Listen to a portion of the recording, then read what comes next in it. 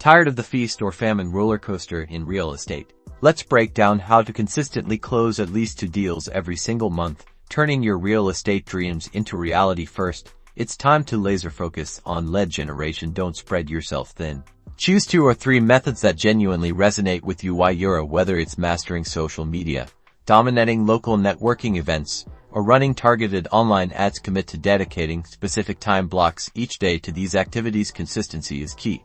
Next, time management is your secret weapon. Structure your day like a CEO. Schedule everything from lead follow-ups to property showings. Use time blocking techniques and prioritize high-impact activities that directly lead to closing deals. Finally, hone your negotiation skills. Practice active listening, understand your clients' needs, and always be prepared with solid data and compelling arguments. Remember, a win-win negotiation builds trust and secures repeat business. Implement these strategies, stay disciplined, and watch your deal flow transform. It's time to take control of your real estate career and consistently hit those closings.